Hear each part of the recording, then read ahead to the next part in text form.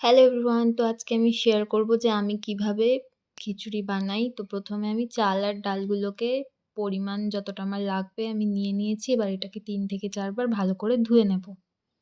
এই যে কি সুন্দর পরিষ্কার করে ধোয়া হয়ে গেছে। এবার যেহেতু আমি এটা প্রেশার কুকারে রান্না করব, তো প্রেশার কুকারটা বসিয়ে এই সবজিগুলো আমি কেটে নিয়েছি আগে থেকেই। তারপর প্রেশার কুকারে একটু তেল দিয়ে দিলাম, আর তেলটা গরম হলে এখানে আমি ২ টো ডিম দিয়ে দেব। আর ডিমটাকে ভালো করে ঝুড়ো করে ভেজে নেব। ডিমটা ভালো করে ঝুড়ো করে ভাজা হয়ে গেলে আমি ডিমটাকে তুলে সাইড করে রাখবো। এবার এর মধ্যে আরও কিছুটা পরিমাণ তেল দিয়ে তার মধ্যে ৪ টুকরো আলু আমি এখানে ভেজে নিচ্ছি। তারপরে দিয়ে দিয়েছি ২ টো তেজপাতা, ২ টো শুকনো লঙ্কা আর সামান্য পরিমাণ জিরে। এটাকেও কিছুক্ষণ ভেজে নেওয়ার পরে এতে আমি দিয়ে দেব বিনস আর মটরশুঁটিগুলো। তো বিনস আর মটরশুঁটিগুলো আমি এখানে তুলে দিয়ে এখন ভেজে নেওয়া হয়ে গেছে। তো দিয়ে দিলাম কেটে রাখা গাজরগুলো, তারপরে দিয়ে দিলাম পেঁয়াজ কুচি। পেঁয়াজ কুচিটা কিছুটা ভাজা হয়ে গেলে দিয়ে দেব টমেটো কুচি।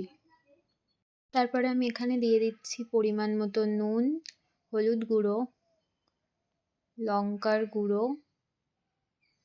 এই সব কিছু মশলা আমি খুব ভালো করে এবার মিক্স করে কিছুক্ষণ ভেজে নিয়ে যখন মশলার তেলটা ছেড়ে দেবে, আমি আগে থেকে ভেজে রাখা আলু, ডিম এবং একটু আদা বাটা এতে দিয়ে এটাকে ভালো করে মিক্স করে নেব।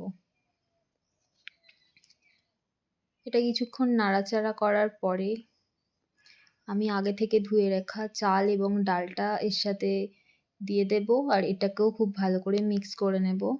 এবার আমি যতটা পরিমাণ চাল, ডাল বা সবজি আছে তার ডাবল পরিমাণ জল দেব, আর সব কিছু খুব ভালো করে মিশিয়ে নেব।